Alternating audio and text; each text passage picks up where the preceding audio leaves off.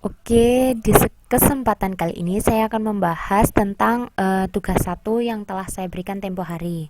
Di situ terdapat 3 soal ya. Yang pertama diwajibkan untuk merangkum, yang kedua mengklasifikasikan kos, dan yang ketiga menghitung EOQ. Untuk yang tugas pertama jelas merangkum tidak akan saya bahas. Tapi saya di sini hanya akan memberikan pembahasan tentang nomor 2 dan nomor 3. Yang nomor 2 itu tentang mengklasifikasikan kos, dan yang nomor 3 itu tentang EOQ. Oke, kita mulai dari nomor 2. Di soal nomor 2 diketahui data tentang AV butik. Di situ ada bahan dan juga ada tenaga kerja.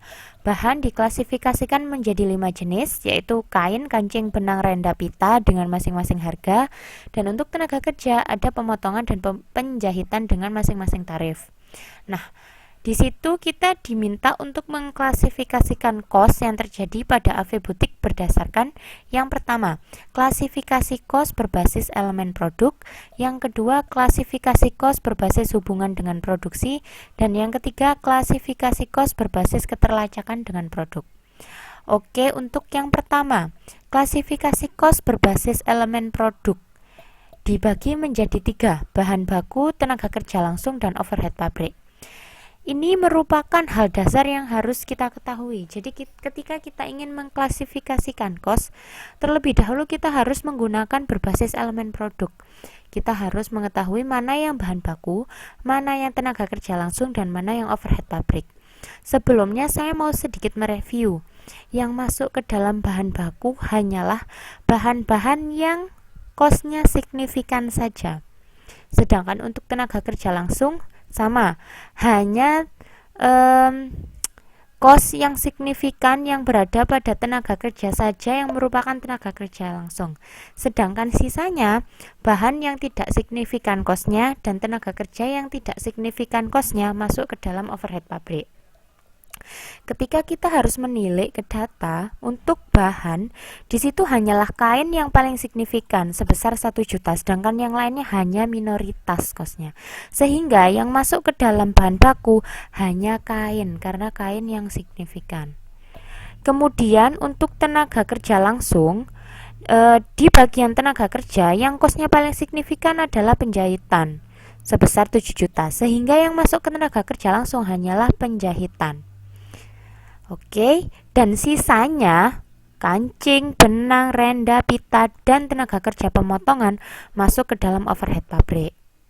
Setelah itu kita total, kita dapati bahwa overhead sebesar 2.068.000. Lanjut, sekarang kita mengklasifikasikan kos berbasis hubungan dengan produksi. Di situ terdapat kos prima dan kos konversi. Kos prima terdiri dari bahan baku ditambah tenaga kerja langsung, sedangkan kos konversi tenaga kerja langsung ditambah overhead. Tinggal menambahkan saja dari data yang sudah kita punya. Kita sudah punya bahan baku sebesar 1 juta, tenaga kerja langsung sebesar 7 juta, overhead pabrik sebesar 2.068.000. Sehingga ketika kita ditanya kos prima, tinggal ditambahkan bahan baku ditambah tenaga kerja langsung 1 juta ditambah 7 juta, kain ditambah penjahit. Sedangkan untuk kos konversi, tenaga kerja langsung ditambah overhead 7 juta tambah 50.000 tambah 10.000 tambah 5.000 tambah 3.000 dan ditambah 2 juta. Dapatlah 9.068.000. Sedangkan untuk klasifikasi kos berbasis keterlacakan dengan produk dibagi menjadi 2, kos langsung dan tak langsung. Untuk kos langsung adalah bahan baku ditambah tenaga kerja langsung. Sedangkan kos tak langsung itu adalah overhead. Sehingga di sini kita bisa dapat bahwa untuk kos langsung sebesar kain ditambah penjahit, sedangkan overhead adalah sedangkan kos tak langsung hanyalah overhead. Seperti itu. Jadi sekali lagi saya tekankan bahwa kita harus benar-benar memahami mana yang merupakan kos bahan baku, mana yang merupakan kos tenaga kerja langsung, dan mana yang kos overhead pabrik. Karena itu basic. Kalau kita nggak bisa membedakan 3 itu, tentu akan sulit bagi kita untuk mengklasifikasikan kos yang lain-lainnya seperti kos prima, kos konversi, kos langsung, kos tak langsung. Kita akan kesulitan karena kita nggak bisa membreakdown bahan baku yang mana, tenaga kerja langsung yang mana, overhead pabrik yang mana.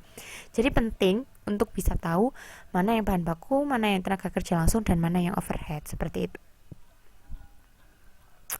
Oke, lanjut ke nomor 3. Di sini kita disuruh menghitung EOQ. EOQ adalah semacam perhitungan dasar yang harus kita gunakan, di mana nanti hasilnya itu akan menunjukkan tingkat optimum untuk pemesanan, sekali pemesanan. Di waktu kita melakukan pemesanan bahan baku, berapa sih level yang paling optimum bagi kita untuk memesan, seperti itu. Seperti di contoh ini ada PT Aneka Rasa memproduksi mie instan. PT ini membutuhkan tepung per tahunnya adalah 100 ton, sedangkan kos per unitnya 3.000, kos per pesan 500.000, kos pengelolaan bahan 25.000. 25%. Di situ kita diminta untuk menghitung EOQ. Nah, dan kita harus menginterpretasikan hasil dari perhitungan kita. Sebenarnya ini gampang karena sudah ada rumusnya di modul, tinggal dimasukkan saja angkanya. Dan kalau kita sudah mengetahui hasilnya, tetap kita harus menginterpretasikan. Nah, interpretasi dari angka 366 ini apa? Gampang. Jadi maksud dari angka 366 ini adalah agar dapat meminimalkan kos sediaan tahunan, agar dia bisa menekan kos, tidak mengeluarkan kos yang besar. PT Aneka Rasa harus memesan sediaan sebesar 366 ton tepung pada satu kali pemesanan. Jadi ketika PT Aneka Rasa ingin melakukan pembelian atau pemesanan bahan baku, sarannya dari perhitungan EOQ ini adalah kita harus memesan sejumlah 366 ton tepung per satu kali pesan atau per satu kali pembelian bahan baku. Karena kalau misalkan pembelian tepungnya itu di bawah 366 ton, takutnya nanti ada shortage, kita bisa kekurangan bahan baku, itu yang pertama. Terus kos yang dikeluarkan tidak optimum, karena di situ kan ada yang namanya kos per pesan kan. Kalau misalkan pesannya terlalu dikit tapi kosnya kebesaran kan juga nggak bagus. Sedangkan kalau misalkan pesannya terlalu berlebihan, lebih dari 366 ton, takutnya nanti malah kayak gini, karena pesannya terlalu banyak, tepungnya menimbun di gudang, terdapat kos pemeliharaan bahan di gudang. Karena di gudang lebih lama, otomatis ada biaya tambahan atau ada kos tambahan. Atau misalkan ternyata malah kadaluarsa, belum dipakai tapi sudah kadaluarsa duluan. Nah, sehingga di situ kita bisa tahu bahwa 366 ton itu adalah nilai yang paling optimum. Seperti itu. Sebenarnya gampang tugas ini, sangat gampang sekali malah. Jadi saya rasa semuanya pasti bisa dapat 100 untuk tugas ini. Saya mohon maaf atas kurang lebihnya. Kalau memang ada yang belum paham atau masih bingung, monggo langsung tanya ke saya. Silahkan message saya, feel free. Saya pasti balas pesannya. Mungkin kalau misalkan mungkin nggak immediately saya balas juga. Kalau misalkan saya lagi di kelas ya mungkin nggak bisa saya balas, tapi pasti akan saya balas.